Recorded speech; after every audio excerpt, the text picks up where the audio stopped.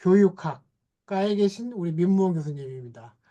민 교수님, 들어오자마자 질문 하나 드릴게요. 컴퓨터 공학과하고 컴퓨터 교육학과는 뭐가 다릅니까? 우선 저도 컴퓨터 공학을 전공했고요, 학부는. 아하, 네, 지금 현재 학교가 제 소속이 사범대학 안에 컴퓨터 교육과라고 보시면 됩니다. 그 사범대학은 교직 이수하고 선생님 되는 그 과라고 보시면 될 것 같고요. 뭐 한문교육과도 있고, 수학교육과도 있고, 교육학과도 있고, 컴퓨터 교육학과도 있다. 근데 이제 컴퓨터 교육학과가 좀 생소하실 수도 있는데, 전국에 8개밖에 없습니다. 음, 서울, 경기, 인천 지역에는 저희 성균관대학교 하나 남아 있고요. 과거에는 있었어요. 동국대학교에도 있었고 아마 고려대학교에도 있었을 텐데 2010년도 전후로 컴퓨터 공학과 이제 컴퓨터 교육과가 합쳐졌습니다. 근데 이제 저희 학교는 뭐 아시겠지만 아시는 분들이 많겠지만 그 서울 캠퍼스와 수원 캠퍼스가 분리되어 있었던 덕분이죠. 예, 합쳐지지를 못했고요. 그 수혜를 지금 제가 보고 있습니다. 성대 그런 컴퓨터 공학과가 따로 있군요. 아, 있죠. 수원에 있습니다. 수원에 소프트웨어 있고. 대학, 소프트웨어 대학. 지금 이름이 바뀌었죠. 음, 알겠습니다. 자, 우리 민무 교수님 성균관대 지금 말씀하셨듯이 컴퓨터 교육과에 계십니다. 교육학과. 교육학과 아닙니까? 학자 안 들어가나요? 교육과입니다. 네. 교육과군요. 예, 교육과 하시고요. 특이하게도 우리 민 교수님은 한국 마사에 근무하셨습니다. 그래갖고 이쪽 그 사행산업 쪽도 해박하십니다. 예, 시고요. 자, 우리 민 교수님한테는 오늘은 그 제목이 조금 특이하죠? AI가 주도하는 사이버 범죄입니다. 예, 시작해 주시겠어요, 교수님? 우리 박수로 한번 잘, 맞이해 주시죠, 진짜. 예, 잘 보이시죠? 네, 잘 보입니다. 네, 그러면 시작하도록 하겠습니다. 방금 소개받은 민무홍입니다. 반갑습니다. 제가 이제 배경도 그렇고, PPT 배경도 그렇고, 사실 학교 로고를 활용해서 제가 준비를 했는데, 아무래도 이런 애정도가 반영이 돼서 그런지, 지금 회장님께서도 말씀해 주셨는데, 저희 학교 메인 페이지에 제가 떠 있습니다. 운이 좋게도 뭐 관심 있으신 분들은 한번 들어와 주시면 좋을 것 같고요. 일단 제 소개부터 좀 드리자면 방금 말씀드렸다시피 저는 성균관 대학교에서 컴퓨터공학을 전공했습니다. 03학번이고요. 석사는 인공지능을 같은 대학원에서 같은 학교 대학원에서 공부를 했고 박사는 고려대학교에서 정보공학을 전공했습니다. 한국마사회에서 이제 제 30대를 온전히 바쳐서 9년 9개월 정도 근무를 했고요. 불법 단속처라는 부서에서 경찰 선생님들과 함께 불법 도박 사이트 단속 업무를 진행한 적이 있습니다. 이를 기반으로 한 불법 도박 관련된 연구들을 진행했었고 지금도 진행하고 있고요. 그러다 보니까 제가 아는 교수님들 중에는 도박을 제가 비교적 많이 하는 편인 것 같습니다. 아마 제가 아는 분들뿐만 아니라 조금 더 넓혀봐도 도박은 제가 아무래도 많이 알지 않을까라고 생각을 하고 있고, 합법도 잘 아는 편이죠. 네. 이렇게 이제 도박이라는 특색을 가지고 있고, 또 인공지능 정보보안이라는 핫한 키워드들을 또 전공을 했다 보니 제 능력에 비해서 좀 많은 곳에서 불러주셔서 감사한 삶을 살고 있다고 저는 생각을 하고 있습니다. 한국인터넷진흥원의 사이버 보안 전문단으로 위촉돼서 활동을 하고 있고, 그의 나머지 이력은 자료를 봐주시면 좋을 것 같습니다. 이 사진은 5년 전, 5년 전 민봉이라고 하는데요. 그 사이에 꽤 이제 힘든 시간이 있었던 것 같습니다. 지금의 모습으로 바뀌었다라고 봐주시면 좋을 것 같고요. 어, 가볍게, 가볍게 범죄도시 4라는 포스터를 한번 가져와 봤습니다. 영화 개봉된 지 벌써 꽤 됐죠. 1년이 지났죠. 네. 전 되게 재밌게 봤는데, 다들 혹시 보였을까요? 여러분들, 보신 분들도 계실 수 있고, 관심 있으시면 보였을 테고, 저 같은 경우에는 이제 회장님, 박준희 회장님하고 그때 같이 불법 도박 특위를 하고 있었을 때였는데 그때 또 얘기가 나와서 봤었고요. 범죄 영화의 대표적인 상업 영화가 아닌가 싶어요. 벌써 4탄까지 나온 거 보면.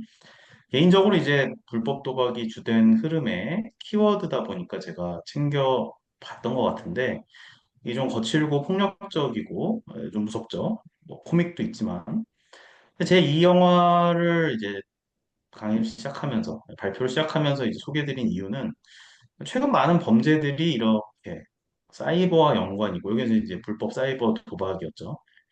영화나 드라마 이 여러 컨텐츠 소재로도 굉장히 많이 활용되고 있음을 말씀드리고 싶어서였습니다. 그럼 본격적으로 한번 시작을 해볼게요. 일단 사이버 범죄의 정의부터 한번 봐야겠습니다. 일단 사이버를 알아야겠죠. 이 사이버는 미국 출신의 캐나다 소설가 윌리엄 포드 깁슨이라는 분이 공상 소설인 뉴로맨서라는 데서 영화 그 소설에서 사이버 스페이스라는 단어를 사용하면서 이 사이버라는 키워드가 붙여졌습니다. 가상 공간의 의미를 갖고 있었고요. 이걸 이제 굳이 정의를 한번 보자면 컴퓨터 네트워크 또는 디지털 기기를 이용해서 저지르는 불법 행위를 의미합니다. 이건 이제 일반적인 범죄와는 다르게 사이버 공간에서 이루어지는 점이 특징이죠. 물론 이게 또 현실 사회에서 연동이 돼서 같이 일어나기도 하지만 이런 부분들을 또 구분을 해서 좀 크게 한 세 가지 정도를 살펴보자면 사실 이거를 제가 구체적으로 설명을 드리지 않아도 사실 뭐 IT 시대, 모바일 시대, 인공지능 시대를 우리가 이미 살고 있기 때문에 사이버와 우리 삶의 밀접성은 굳이 더 설명을 드릴 필요가 없긴 합니다. 그래서 더 많은 범죄들이 사이버 공간에서 이뤄지고 있는 거는 모두가 공감을 하고 계시겠죠. 그래서 이걸 세 가지 정도로 크게 나눠보자면 우선은 이 사이버 공간을 대상으로 하는 범죄. 네, 조금 어려운 말 쓰면 정보통신망 침해 범죄라고 볼 수가 있고요. 사이버를 활용해서, 그러니까 수단으로서 이용하는 범죄, 정보통신망 이용 범죄가 있을 수 있고, 그다음에 이제 불법 콘텐츠 범죄, 뭐 이 기타 범죄로 보시면 될 것 같습니다. 우선 정보통신망 침해 범죄를 보면 내가 잘은 몰라도 어디선가 들어봤거나 기사로 접해봤거나 그런 키워드들이 좀 있습니다. 해킹이라는 말 많이 들어보셨죠? 컴퓨터에 불법적으로 혹은 시스템에 불법적으로 침투하는 걸 의미합니다. 공격은 이제 공격자가 어떤 이제 타겟으로 한 그곳에 원하지 않는 동작을 일으키는 뭔가를 이제 가져가거나 그런 형태의 총칭하는 의미라고 보시면 될 것 같아요. 그래서 어디서는 이제 해킹 안에 저 디도스 들어있고, 머레어도 들어있고, 랜섬웨어도 들어있고, 이렇게 다 전반적으로 보기도 하고요. 아니면 아예 특정한 그 시스템 침투까지만을 이제 해킹으로 보는 그런 형태도 정의를 하고 있습니다. 자, 그리고 이제 디도스도 많이 들어보셨죠? 일단 디도스 하면 우리가 뭐 어디 이제 시스템을 마비시키는 계속적으로 이제 공격을 시도를 하는 거죠. 근데 이게 공격을 시도한다는 게 대단한 게 아니고요. 우리가 이제 회선을 쓰잖아요. 지금 여러분들 다 인터넷 공간에서 다 접속을 하고 있는 건데 이 통신망 자체에 계속적으로 통신 시도를 하는 겁니다.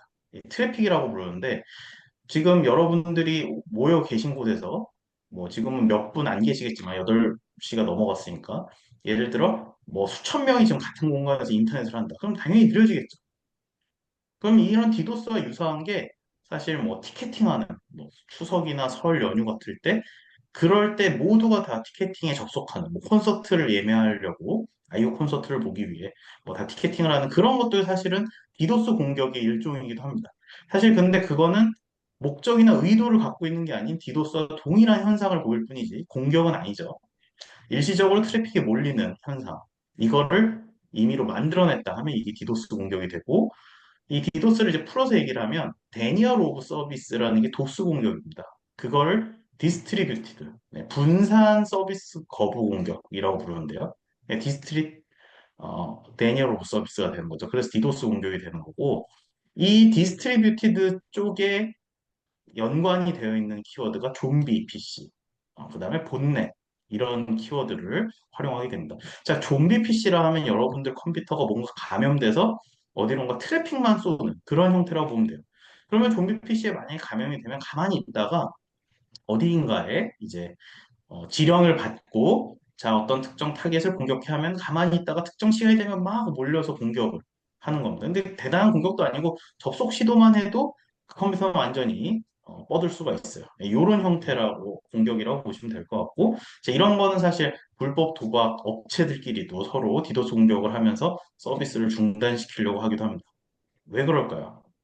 왜 그렇게 서로 공격을 할까 생각을 해보면 저쪽 불법 도박 사이트가 죽으면 이쪽 불법 도박 사이트를 이용하는 그런 특성 때문에 이용자의 특성을 파악해서 자기들끼리 공격하고 뭐 그런 의뢰를 하면서 뭐 돈을 주기도 하고 뭐 교수님이 관여하기도 해서 뭐 구속되기도 하고 그런 적도 있었습니다. 과거에는. 자, 근데 이렇게 좀비 PC를 만들고 본넷을 만들어가는 과정 속에 꼭 필요한 게 악성 소프트웨어를 만들어서 뭔가를 감염시키는, 머리에 감염시키는 거죠. 자, 이런 악성 소프트웨어에 감염되는 경로가 몇 가지가 있는데, 내가 누군가로부터 이메일을 받았다. 혹은 USB에 간 걸 열면서 거기 묻어있는 프로그램이 같이 깔려서 감염되는 경우도 있고요. 또 이제 요새는 많이들 쓰지는 않지만 뭐 P2P 사이트 옛날에 토렌트나 이런 것 안에 보면 불법으로 데이터를 공유하는 곳 안에 또 악성 소프트웨어가 깔려 있기도 했습니다. 그래서 그런 걸 통해서 이제 감염이 되고 실제 데이터가 빠져나가거나 내가 치고 있는 키보드의 타이핑 정보가 다 날아가거나 그럼 아이디 패스워드 다 정보가 빠져나가겠죠. 혹은 디도스 공격을 할 수 있는 공격 도구로서 활용이 되기도 했었죠. 자, 그다음에 이제 랜섬웨어라는 것도 또 하나의 범죄 도구로서 활용되기도 하는데, 이 제가 그림으로 갖고 한 저거는 이제 CGV 광고 패널이 랜섬웨어, 워너크라이라는 랜섬웨어 감염인데 이것도 벌써 세월이 참 빨리 지나갔는데 2017년에 있었던 일입니다. 너무 빨리 지나간 것 같아요. 제가 나이를 빨리 먹은 것 같은데. 하여튼 그렇게 모든 윈도우를 사용하는 특정한 버전의 취약점을 활용해서 SMB 취약점이라고 했는데 서버 메시지 블록이라는 그 특정 패치를 하지 않은 특정 버전의 패치를 하지 않은 컴퓨터들의 경우 다 감염이 됐었던 케이스고요. 이런 랜섬웨어들이 굉장히 많이 유행을 하고 지금도 유행을 하고 있긴 합니다. 근데 과거에 비해서 뭐 많은 분들이 이제 강제적으로 패치가 되는 소프트웨어를 쓰거나 우리도 좀 패치를 하는 편이고 또 이제 회사에서 컴퓨터를 쓰실 때는 알아서 이제 패치가 되다 보니까 덜 걸리는 편이긴 한데 그래도 이제 그런 위협에서는 벗어날 수가 없는 상황이고 자 이제 라스라는 표현을 썼습니다. 이게 사스라고 많이 들어보셨을 것 같은데 어, 우리 이제 클라우드 서비스들 많이 얘기하잖아요. 이 라스는 뭐냐면 랜섬웨어 애저 서비스를 의미합니다. 그러니까 사스처럼 랜섬웨어를 만들어주는 서비스를 하고 있어서 내가 랜섬웨어를 통해서 돈을 벌고 싶다 하면 내 지갑 주소, 비트코인 주소를 넣고 그다음에 이제 이 랜섬웨어를 만들어 달라고 하면 만들어 줍니다. 다만 거기에 이제 송금한 금액이 전부 다 이 사람한테 가는 건 아니고 돈을 지불했지만 일부 돈을 지불하고 만들었지만 그 지갑으로부터 한 반 정도 혹은 뭐 3분의 1 정도는 이 만든 사람이 또 가져갈 수 있도록 서로 수익을 배분하는 형태로 랜섬웨어가 동작하기도 하죠. 그러다 보니까 이제 마케팅만 하는 겁니다. 감염시키는데 이제 최선을 다하고 랜섬웨어를 만드는 사람은 만드는 데 집중을 하는 그런 형태의 범죄까지도 많이 있는 편이죠. 자, 그 외에도 엄청나게 많습니다. 지금 이걸 다 설명하면 저에게 정해진 25분을 상당히 초과할 것 같기 때문에 요건 이제 간단하게만 넘어갈 거고 사이버 사기라고 하면 뭐 쇼핑몰 사기, 중고거래 사기 같은 게 있을 수 있고요. 또 금융 쪽에서 사용되는 범죄들이 이제 피싱, 파밍, 스미싱 이런 게 있습니다. 피싱은 이제 개인정보 프라이버시랑 이제 피싱을 섞어서 피싱이라고 하는 거죠. 그래서 개인정보와 낚시 합성어로 금융기관을 위장한 이메일들이 이제 피싱 메일이라고 본다고 보시면 되고, 파밍이라고 하면 나는 이제 농협에 접속을 했는데, 그 농협의 IP가 아닌, 나는 농협으로 쳤지만 다른 IP로 접속을 하게 해서 동일하게 이제 홈페이지를 만들어 놓고, 거기에다 이제 아이디 패스워드를 입력하면 곧바로 이제 다른 쪽에서도 활용할 수 있는 그런 범죄를 저지르는 걸 파밍이라고 하고, 스미싱은 문자 메시지, SMS와 이제 그 피싱 합성으로 해서 스마트폰에서 막 계속 뭐 텔레그램 뭐가 유출됐습니다. 뭐 유출됐습니다. 이제 내가 쓰고 있는 서비스들에서 뭔가 문제가 있다. 이거 회원가입 다시 해야 되는데 X 뭐가 유출됐다. 이런 식으로 오면은 막 클릭을 유도하는 그런 문자들 있잖아요. 그게 대부분 스미싱이라고 보면 됩니다. 자, 메모리 해킹은 이제 컴퓨터 메모리에 상주되어 있는 그 메모리 자체를 해킹하는 좀 고도의 기술이라고 보시면 될 것 같고, 이제 여기에 포함을 시켜야 될지 말아야 될지 고민을 많이 했지만, 이제 음란 채팅을 한 다음에 뭐 영상을 유포하겠다고 협박해서 금전을 하며 유치하는 수법도 이제 몽캠 피싱이라고 부르기도 합니다.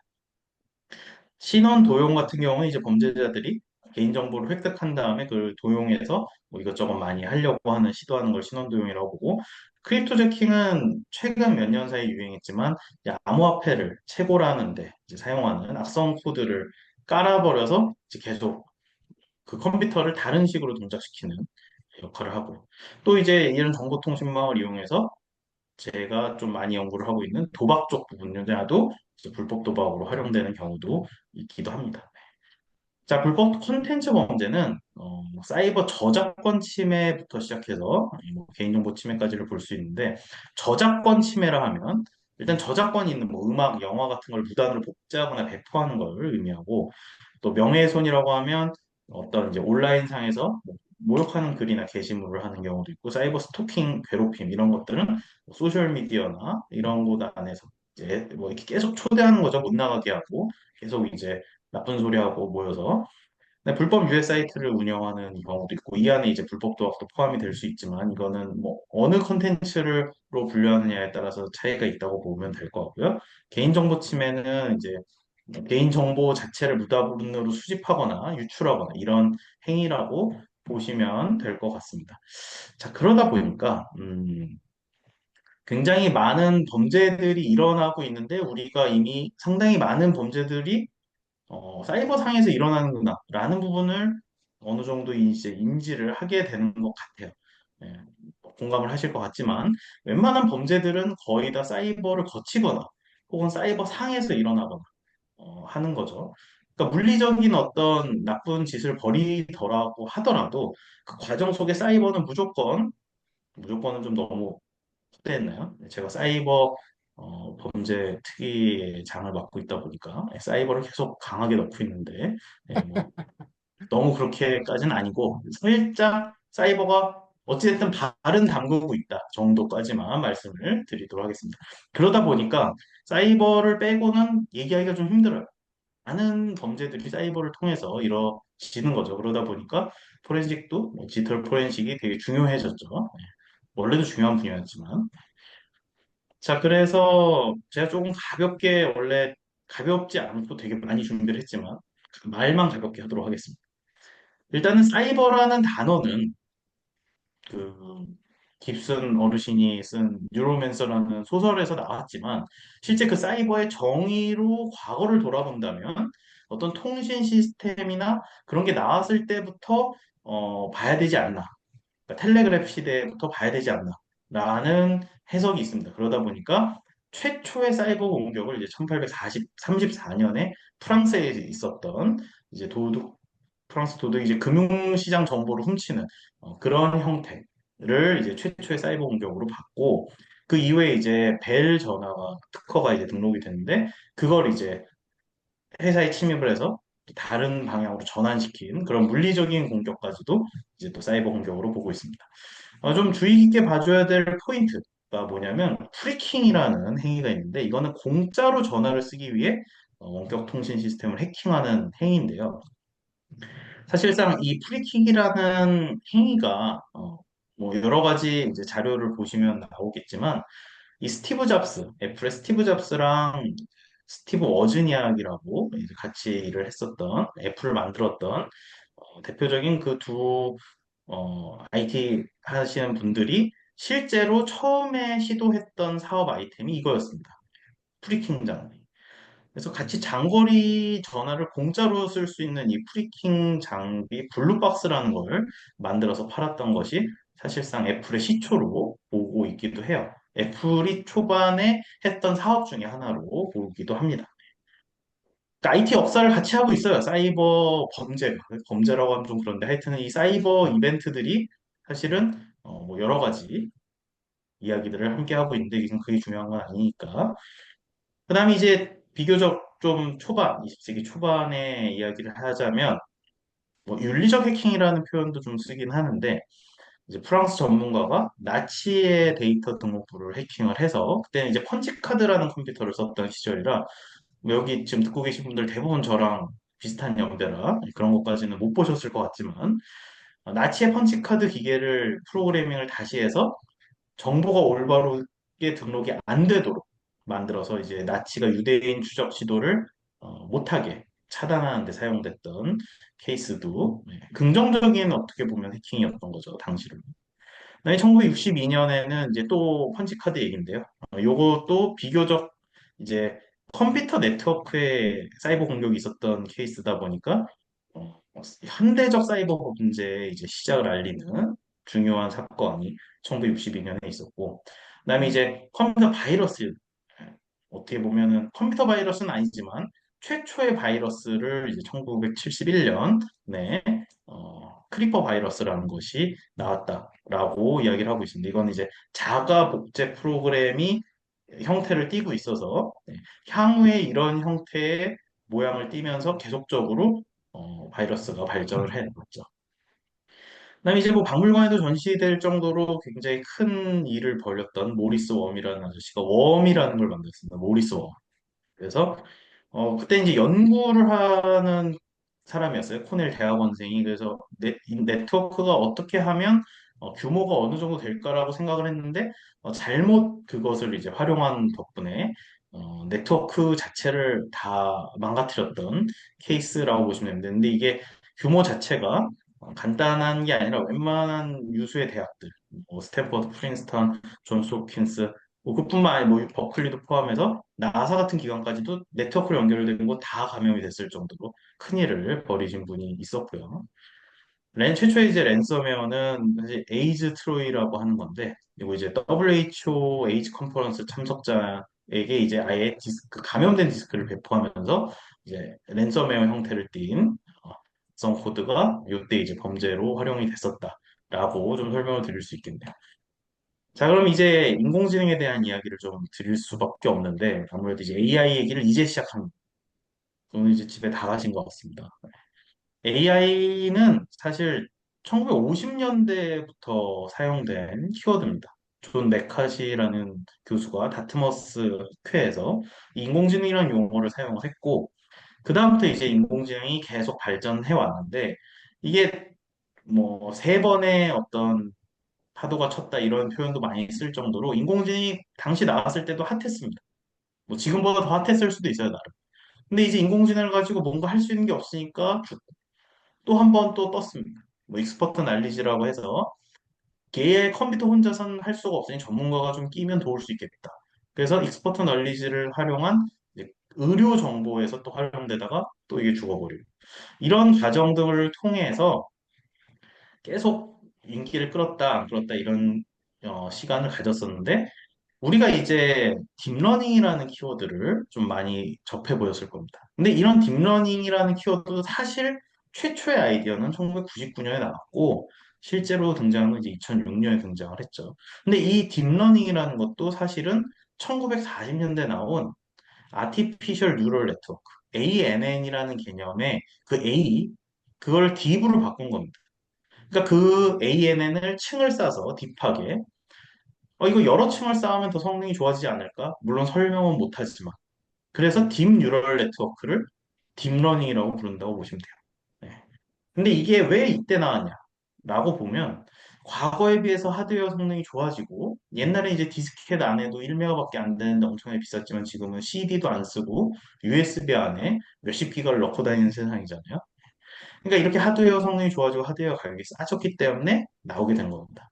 그래서 우리가 체감한 이 딥러닝의 능력은 사실 2016년에 알파고부터 알게 됐고 다시 인공지능의 시대가 왔다고 보면 될 것 같습니다.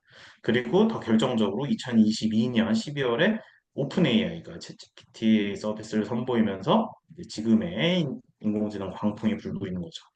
생성형 AI에 대해서는 많이 알고 계시고 시간이 없기 때문에 넘어갈 건데 챗 GPT가 등장한 이후에 뭐 퍼플렉시티, 클로드, 제미나이, 뭐 그록도 있고요. 꽤 많은 생성형 AI 서비스들이 등장을 하고 지금 각각의 특징을 가진 채 많은 곳에서 활용이 되고 있습니다. 자, 이거는 구조적으로 좀 살펴보면 AI라는 큰 틀 안에서 이제 머신러닝 여기서 이제 이론을 얘기하기는 좀 어렵지만 머신러닝은 이제 지도학습, 슈퍼바이즈드 러닝, 비지도학습, 언슈퍼바이즈드 러닝, 강화학습 이렇게 세 가지를 이제 구분해서 썼던 시절이 있었습니다. 근데 그 안에 아티피셜 뉴럴 네트워크를 딥하게 쌓는 딥 뉴럴 네트워크가 유행을 하면서 딥러닝이 그 안에 포함이 됐고 그 딥러닝 기술을 잘 활용한 트랜스포머 기술을 활용한 제너레이티브 AI까지 나오게 됐죠. 근데 사실 제너레이티브 AI 중에 크게 이것도 이제 AI를 또 계속 얘기하면 오늘 집에 못 가시니까 AI는 큰 획이 두 가지가 있습니다. 텍스트형 AI가 있고요. 이미지 AI가 있습니다. 근데 이게 각각 서로 성장해 왔어요. 근데 그게 뻥 터진 게 지금이라고 보시면 될 것 같습니다. 이 AI와 관련된 거는 나중에 저를 따로 불러주시면 그때 한번 또 설명을 드릴 것 같고요. 자, 본론 넘어와서 이제 AI와 사이버 범죄입니다. 25년 3월에 나온 리포트를, 비교적 최근 리포트를 보면 전 세계 글로벌 조직 87%가 지난 1년 동안 AI 기반 사이버 공격을 다 경험했다고 이야기를 하고 있습니다. 근데 사실 사이버 공격은 계속 받지만 AI 기반 사이버 공격도 경험을 했다고 해요. 자, 그러다 보니 이제 어떤 식으로 활용을 했는지 이 AI 관련된 사이버 위협에 대한 검색을 이제 리포트를 보면 이미 과거에 비해서 186%가 증가를 했는데 이거는 원래 이제 해킹과 보안이라는 것 자체가 창과 방패의 싸움이거든요. 그러니까 위협을 찾아서 고치기 위해서 이걸 검색할 수도 있지만 위협을 만들어내기 위해서 찾을 수도 있습니다. 그래서 AI가 사이버 보안 전문가보다 사이버 범죄자들에게 더 큰 이점을 제공할 것으로 예상할 수밖에 없죠. 사실 좀 여기 적혀 있지 않은 내용이지만 조금 말씀을 좀 드리면 해커 입장에서는 해킹을 하는 게 본인들의 어떤 비용을 소모하는 겁니다. 그러니까 해커 입장에서는 본인의 컴퓨터 능력, 시간, 돈을 사용해서 공격을 시도하는 건데 우리가 아는 프로그래머들은 프로그램을 통해서 뭔가 만들어내는 생산적인 일을 하잖아요. 근데 해커들은 이 프로그램을 통해서 파괴하고 훔치는 행위를 하는 겁니다. 그래서 이 해커라는 의미가 중의적으로 활용이 되는데 해커는 뭐 실제로도 나쁜 의미보다는 이제 컴퓨터 전문가로 쓰이기도 합니다. 그래서 이걸 굳이 구분하려고 화이트 해커, 좋은 IT 전문가, 블랙 해커, 나쁜 사람 뭐 이렇게 구분을 하죠. 그러니까 이제 우리가 보고 있는 블랙 해커는 이제 다시 해커로 통일을 해서 이 해커는 이 공격을 성공함으로써 돈을 벌 수 있게 하고자 하는 겁니다. 가장 대표적인 건 이제 협박을 하는 거죠. 기밀 자료를 유출하겠다, 개인정보를 유출하겠다, 디도스 공격을 해서 서비스를 막아버리겠다. 자, 그 관점에서 이 AI가 사이버 범죄에 어떻게 활용될 수 있는지를 보면 우선 공격을 자동화할 수 있고 효율성을 증가시킬 수 있습니다. 이 생성형 AI가 여러분들의 업무를 엄청나게 자동화를 시켰잖아요. 그죠? 글도 대신 써주고, PPT도 대신 만들어주고, 보고서도 대신 만들어주고 있지 않습니까? 해커 입장에서도 코드를 계속 만들어주고, 악성 코드도 계속 무제한으로 만들어낼 수 있습니다.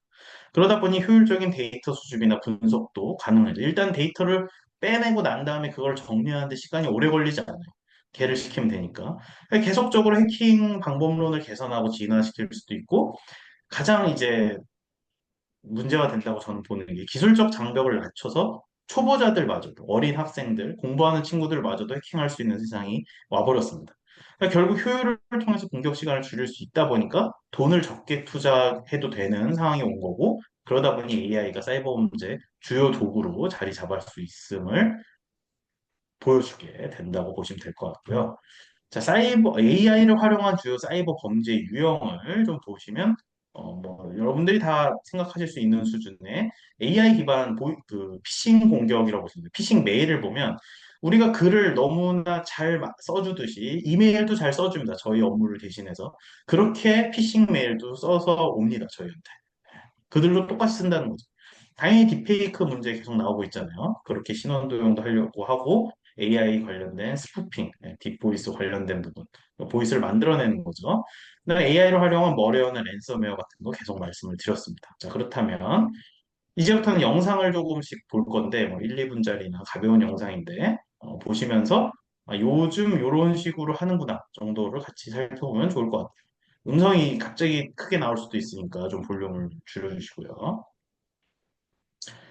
이게 1년 전 얘기입니다. 1년 전에 나온 서비스인데, 한번 보시죠.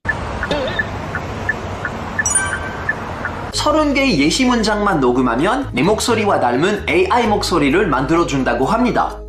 파비앙 인공지능 목소리를 처음 듣고 있습니다. 어때요? 파비앙 같아요? 오, 진짜 그냥 난데? 전문가뿐만 아니라 저처럼 일반인들도 누구나 쉽게 제작할 수 있다고 하니까 오, KT AI 쉽네.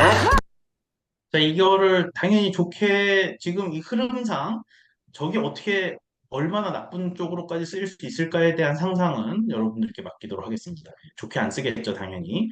자, 그러다 보니까 이 AI 기반 사이버 범죄는 계속적으로 진화를 하게 되는데 서비스형 사이버 범죄, 제가 아까 라스라는 거 설명드렸듯이 사이버 크라임 에이저 서비스, 이 사이버 범죄를 대신 뭔가 만들어주고 대신 공격을 해주는 서비스들이 나오기 시작했습니다. 그래서 이런 부분들에 대해서 어떤 가치를 딱 타겟을 정해놓고 AI 챗봇들을 활용해서 뭐 어떤 협상 과정에 쓰기도 하고, 어, 또 이제 AI 스웜 공격이라고 하는데, 요거는 좀 고난이도의 기술. 그러니까 여러 개의 AI가 서로 협력을 해서 한 팀처럼 움직여서 공격을 하는. 에이전트가 동시에 작동해서 시스템에 침입하는 형태라고 보시면 될 것 같고, 이런 건 이제 여러분들이 직접적으로 접근하기는 좀 어렵지만 다크웹이라는 곳에서 또 다른 어떤 네트워크죠. 나쁘게 움직이는 프라이빗한 네트워크에서 AI를 활용한 이런 피싱 키트를 판매도 하고 있습니다. 그리고 이제 되게 가볍게 다루고 있는 것처럼 보이지만 범죄형 딥페이크 충분히 우리가 상상할 수 있는 뭐 어떤 전쟁에서도 활용됐고 선거에서도 활용됐고 또 연예인들이 막 와서 이거 투자해라 이런 적도 있고 문제가 많죠. 자, 그거에 대해서 좀 가볍게 한번 다른 사람의 살펴보겠습니다. 사진을 합성 편집하는 딥페이크 범죄가 지난해 2배 넘게 늘었습니다. 갈수록 발전하는 생성형 AI 기술이 딥페이크 불법 동영상 제작에도 이용되면서 우려가 더욱 커지고 있습니다. 겸혜원 기자입니다. 지난해 대학교는 물론 초, 중, 고등학교까지 충격으로 몰아넣었던 딥페이크 불법 동영상. 사회적 문제로 떠오르면서 신고가 크게 늘어 1년 전보다 무려 227%나 많아졌습니다. 피해자는 96.6%가 여성, 특히 10대와 20대가 92.6%로 대부분을 차지했습니다. 딥페이크를 비롯한 불법 동영상 삭제 건수는 30만 건이 넘습니다. 불법 동영상 촬영, 유포 등 다른 유형의 디지털 성범죄보다 딥페이크의 증가세는 무서울 정도로 빠릅니다. 생성형 AI의 발전과 맞물려 있기 때문입니다. AI를 잘 다룰 줄 아는 10대, 심지어 그보다 어린 나이에도 사진 합성과 편집을 놀이 문화처럼 향유한다는 겁니다. 최근 유행하는 챗 GPT를 활용한 사진 변형처럼 우리가 충분히 상상할 수 있는 그런 일들, 뭐 딥보이스뿐만 아니라 딥페이크 영상까지도 계속적으로 더 많이 늘어날 수 있는. 사실상 AI가 지금 이 범죄를 주도할 수도 있는 그런 형태로 활용되고 있다는 게 좀 안타깝고요. 이런 사이버 범죄가 미칠 수 있는 경제적인 영향은 뭐 어찌든 이거 측정치가 뭐 정확하기는 힘들다 보니 예측치 정도로 참고를 해주시면 좋을 것 같습니다. 자, 그렇다면 우리는 무엇을 해야 되는가에 대한 이야기. AI로 AI에 대항한다. 이렇게 한번 제목을 뽑아봤는데, 일단 나쁜 짓 자체도 AI가 분석을 할 수 있습니다. AI가 만들어내는지 안 만들어내는지 탐지를 하고 있고요. 또 위협 탐지를 위해서 이런 AI 기술 자체를 활용하는 연구도 계속 진행이 되고 있어요. 딥페이크 탐지하고 보이스피싱을 역이용하는 케이스도 있습니다. 이건 제가 다음 장에서 보여드릴 거고. 그다음에 이제 AI 기반으로 보안 시스템을 자율적으로 공격에 대응시켜서 사람이 하는 것보다는 더 빠르게 침해를 막는 경우도 있다고 보시면 될 것 같고요. 자, 그럼 보이스패싱을 역이용한 케이스 제가 한번 보여드리도록 하겠습니다. 이건 보신 분들도 있겠지만 약간 재미있는 현상이고 기술이니까 한번 주의 깊게 봐주시면 좋을 것 같아요. 인공지능을 활용한 보이스피싱 범죄가 활개를 치고 있는데요. 반대로 인공지능을 활용해 이런 범죄를 예방하는 기술이 속속 등장하고 있습니다. 장하영 기자가 보도합니다. 영국 통신사가 내놓은 할머니 인공지능 챗봇 데이지입니다. 데이지가 상대하는 고객은 다름 아닌 보이스 피싱범입니다. It's nearly been an hour. For the love of Gosh, how time flies. 개인정보는 안 주면서 못 알아듣는 척 다시 묻고 신변 잡기를 읊으며 가능한 오랫동안 보이스피싱범을 붙들어드는 게 목표입니다. 인간의 개입 없이 사기꾼과 실시간으로 통화하는데 실제로 40분 동안 전화한 적도 있다고 통신사는 전했습니다. Daisy. Hello, scammers. I'm your worst nightmare. 국내 통신사들도 이런 식의 기술도 있다 정도 봐주시면 좋을 것 같습니다. 제가 너무 시간을 많이 썼는데 너무 죄송하다는 말씀을 드리고 드디어 이제 끝날 때가 됐습니다. 이제 오늘 이제 AI가 주도하는 사이버 범죄에 대해서 좀 살펴봤습니다. 서론이 좀 길긴 했습니다. 근데 아무래도 사이버 범죄 특기를 맡고 있다 보니 기본적인 내용을 좀 설명을 드리지 않을 수가 없었고요. 첨단 기술 발전이 가져오는 역기능은 언제나 존재했었어. 언제나 없었던 적이 없었고, 그러다 보니까 이렇게 AI로 변화되는 세상이라면 AI로 빠르게 대응을 하는 것이 제일 좋습니다. AI 기능이 무섭다고 AI를 개발하지 않는 것은 어리석은 짓이고요. 그러니까 범죄 자체도 AI로 있다면 탐지도 AI로, 예방도 AI로 하는 게 저는 맞다고 생각이 들고, 이를 위해서 이제 연구와 관심을 갖고 살아야 되지 않나라는 생각을 해봤습니다. 긴 시간 들어주셔서 감사하고요. 이상 성균관대학교 민부홍이었습니다. 감사합니다. 고맙습니다, 교수님. 잘 들었습니다. 교수님, 영락 없이 사범대 선생님이시네요. 아, 학생들한테 차근차근 하나 가르쳐 주시듯이 아주 잘 배웠습니다. 예, 아주. 자, 우리가 오늘 두 분 강의를 들었습니다. 홍성초 박사님 강의도 들었고요. 그리고 민무원 교수님 강의도 들었습니다. 뭐 자유롭게 코멘트, 질문 아무나 이렇게 손 들고 하시죠. 누가 먼저 하시겠습니까? 그 화면 계속 켜져 있던 우리 김혜정 팀장님, 우리 지금 연구위원회 위원 맡고 계신, 먼저 해보실래요? 아, 목소리가 들리실지 모르겠는데. 에코가 아주 좋습니다. 아, 저도 AI를 많이 활용하고 있는데요. 사실 저도 화이트로 쓸 것인가 아니면은 블랙해커로 써야 될까 유혹을 느낄 때가 많아요. 굉장히 흥미로운 장치이기 때문에. 네.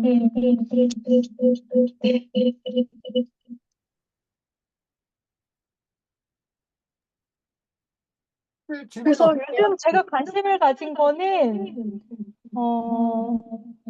QR코드를 중간에 바꿔차기를 해서 돈을 번 거는 없을까? 뭐 이런 거 좀 생각해 보고 있습니다. 아니, 범죄 예방 이 강의를 들으시면서 범죄를 생각하고 계시네. 민모 교수님 대답을 해주시죠. 바로 이거는.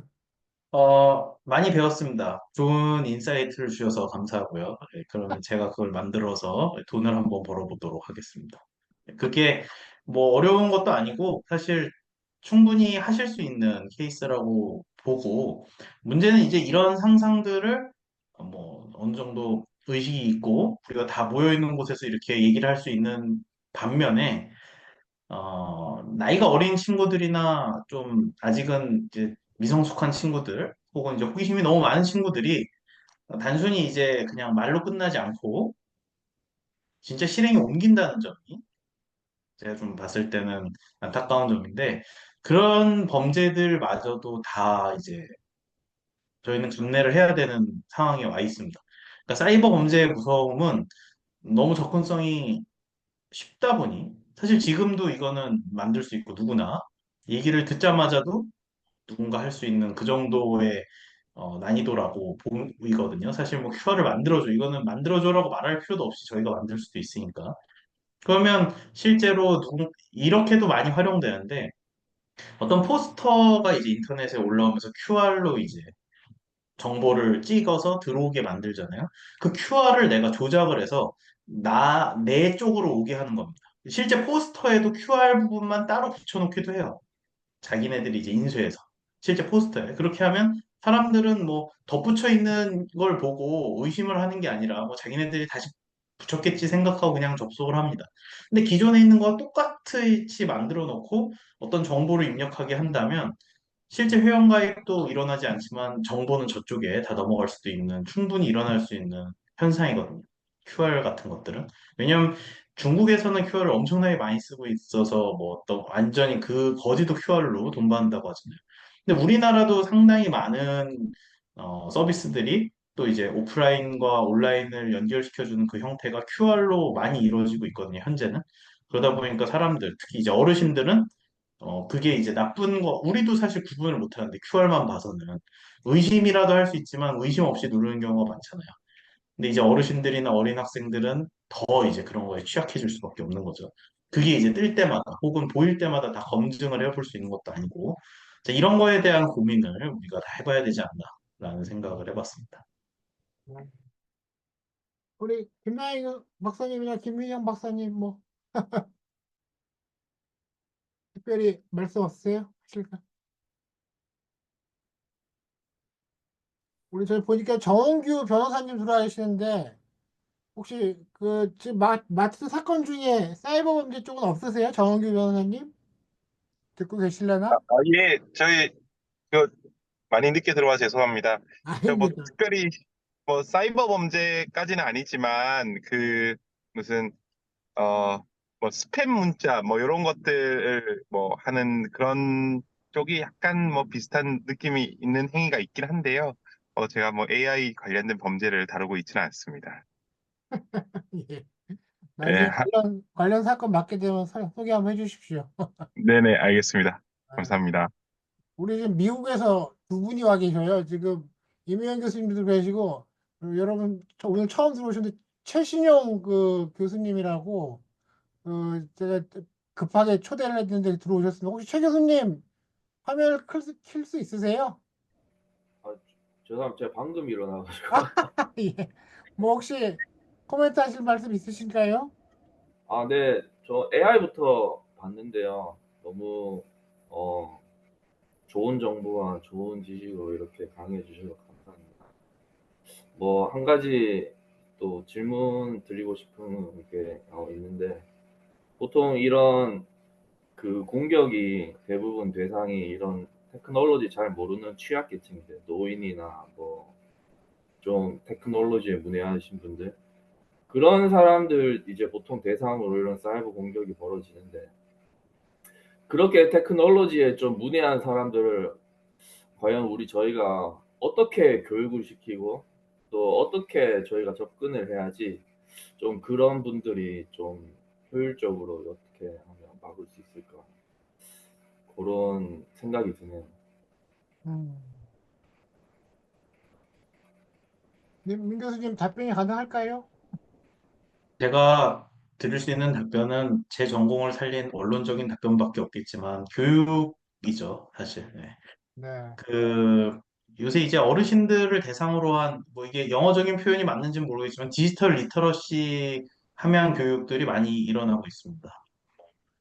예를 들어 어르신들 요새 키오스크 잘 못 쓰시는 분들도 계시고 스마트폰 잘 못 쓰시는 분들도 있으셔서 이제 그런 거 못 쓰시면 아예 생활이 안 되다 보니까 카카오 택시도 못 잡으시면 택시 잡는다고 1시간 서서 계셔야 되고 그러다 보니 그런 것들을 이제 가르쳐 드리는 교육들이 있는데 그런 데 안에 이제 보안과 관련된 이슈, 뭐 보이스피싱 관련된 이슈 이런 것들도 계속 교육을 시켜드려서 이런 쪽에 대해서 좀 예방할 수 있도록 최대한 안 넘어가실 수 있도록 실수하지 않으실 수 있도록 그분들에게 주의를 시키는 것이 가장 좋은 방법이 아닐까. 그러니까 교육으로서 해결해야 되지 않나 정도까지 말씀을 드릴 수 있을 것 같습니다. 네. 지금 좀 전에 질문하신 우리 최신영 교수님도 미국 네바다 대학 맞죠? 거기서 학위를 하셨고 도박 쪽으로 박사학위 논문을 쓰셨습니다. 그래갖고 아마 오늘 도박 쪽 관심 있는 분들이 많은 것 같습니다. 예. 자, 우리 임 교수님 뭐 거기도 미국이신데 미국 한 번씩 하시죠 뭐. 재밌게 잘 들었고요. 제가 그 두 분에게 통합해서 말씀드리고 싶은 거는 이제 뭐 커멘트 이런 게 아니고요. 제 생각입니다. 홍 박사님께서 말씀하신 거 최대한 많이 공감하고요. 저도 비슷한 백그라운드를 가지고 있어서 그리고 이제 저널 에디터로 봤을 때 이제 저희에게 제 저널이 이제 시큐리티 쪽 관련된 아티클을 받다 보니까 그런 격차를 많이 느낍니다. 그 맨스크립트 자체에 이제 엔지니어링이나 컴퓨터 사이언스 쪽에서 들어오는 그런 페이퍼들은 저희랑 좀 안 맞아요. 왜냐면 스타일 자체가 너무 틀려서 그 블랙 포인트를 너무 많이 쓰시고 그리고 그 한 문단 한 패러그래프를 한 섹션으로 만드는 경우도 굉장히 많아서 그거는 이제 소셜 사이언스나 이런 쪽에서는 잘 안 받아들여지죠.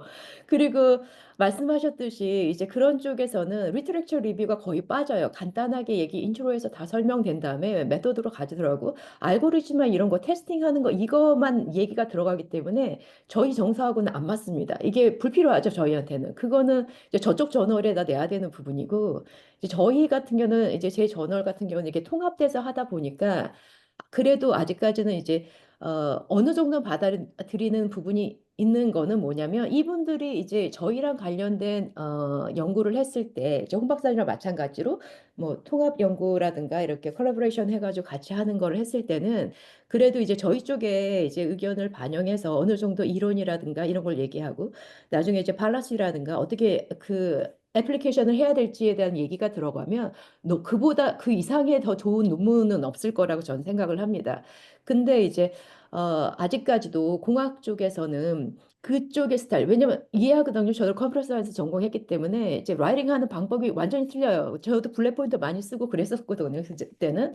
근데 이제 소셜 사이언스로 넘어오면서는 그게 이제 여기서는 이해 불가능이죠. 이게 뭐지? 뭐 이렇게 되는 부분이고 너무 간단하게 소개해서 우리가 필요한 거는 그 기술적인 알고리즘 이 부분이 아니고 그거를 활용해서 우리가 쓸 수 있는 얘기를 해줘야 되는데 그런 부분을 안 하다 보니까 그 차이가 있고 그다음에 홍 박사님께서 말씀하신 이제 형사사법과 심리학 쪽에서 연구에 이렇게 차이가 있다라고 하는 부분에서 공감도 하지만 공감이 안 되는 부분도 있어요. 그거는 이제 연구 방법론이나 이제 연구자가 어떻게 쓰냐에 따라서 달라지고 때문에 근데 이제 대부분은 많이 공감합니다. 홍 박사님 왜 그렇게 생각하시는지 저도 알 것 같아요. 그리고 이제 이쪽에서 이제 민 교수님께서 말씀하신 것도 너무 재밌는 주제고 저희 쪽에서 되게 핫해서 관심이 되게 많이 들어가는 부분이긴 하는데 아까 최 교수님이 얘기하셨죠. 물론 이걸 잘 사용하지 테크놀로지를 잘 사용하지 못하는 부분이 타겟이 되기도 하지만 그거 외에 더 큰 피해는 이걸 너무 잘하시는 하물며 금융계에 있는 분들조차도 타겟이 돼서 피해자가 됩니다. 그러니까 그렇기 때문에 이게 단순 교육이나 이런 것 가지고는 해결이 될 수 있는 부분이 아니에요. 기본적 원론적으로는 이제 교육으로 해야 되겠죠. 근데 그 이상의 다른 것들이 필요해서 아까 민 교수님 말씀하신 것처럼 뭐 AI에 대한 피해를 AI로 막는다라는 것처럼 그렇게 대한 솔루션이 더 필요할 거라고 생각합니다. 그렇기 때문에 이번 이제 아카데미 아레나 여기서 얘기했던 것처럼 같이 해야죠. 그 한쪽 분야에서만 할 수 있는 부분이 아니라서 이제 학 회장님께서 추진하시는 바와 같이 여러 분야 전문가들이 모여서 의견을 나누고 그거에서 베스트 프로덕트를 만들기 위해서 노력을 해야 될 거라는 생각은 저는 가지고 있고요. 그 과거에 이제 2000년대 초만 하더라도 컴퓨터 사이언스나 이제 비즈니스 쪽에서 많이 하던 그 데이터 애널리시스를 했을 때, 그러니까 데이터 마이닝이죠. 그런 걸 했을 때 소셜 사이언스 쪽에서는 받아들여지지를 않았죠. 그 여러 가지 이유가 있는데 예전에 한국에서 한번 실패한 경우가 있어요. 2000년대 초반에 분류심사원에서 만들었어요. 디시전 트리를 이용해 가지고 리스크 어세스먼트를 했죠. 그래서 그거를 센테싱에 반영하는 걸 했는데 그거를 주도하신 분들이 컴퓨터 사이언스 교수님들이셨어요. 근데 예전에 제가 그걸 레플리케이션 했을 때 문제를 발견한 게 뭐냐면 전혀 이제 크리미널 저스티스 전문가들의 의견이 반영이 되지 않았다는 거죠. 그분들은 테크놀로지를 가지고 있었고 디시전 메이킹을 사용해서 디시전 트리 같은 걸 사용해서 리스크 어세스먼트 툴을 만들고 그거를 프로그램 해서 소프트웨어처럼 만들었어요. 그렇게 할 수 있거든요. 만들어서 그런 데이터들을 베리어블들 다 집어넣고 돌려서 툭 나오면 그거를 샌플싱에 반영했단 말이죠. 근데 그게 이제 소셜 사이언스 하는 사람들의 입장에서 보면 말 그대로 어, 설명이 안 되는 거예요. 그리고 변수들도 뭐 이제 말 그대로 저희가 보기엔 진짜 그때 당시에는 이제 왜 디에라 많이 하는 분들은 이제 가베지 인 가베지 아웃이라고 했잖아요. 필터링도 안 됐었고 이거 변수를 들어가지 않아야 될 변수들을 다 집어넣은 거죠. 클린업 작업이 하나도 안 된 상태에 있는 데이터를 다 집어넣고 디시전 트리에 의존해서 나와서 그거를 프로그램을 해서 그거를 실무에 반영하는 그런 오류를 범해지게 됐어요. 그래서 제가 이제 업데이트된 부분은 그게 2, 3년 동안 하려고 하다가 거기서도 문제가 발생이 됐는지 뭐 전혀 뭐 물어봐도 대답도 안 나오는 이 지경이 됐죠. 이제 그걸 안 쓰는 거는 좋지만 어쨌든 그렇기 때문에 이렇게 코어 하는 것들이 너무 중요하다고 저는 생각합니다. 오늘 너무 감사했습니다. 재밌었습니다. 예. 아주 좋은 코멘트 고맙습니다.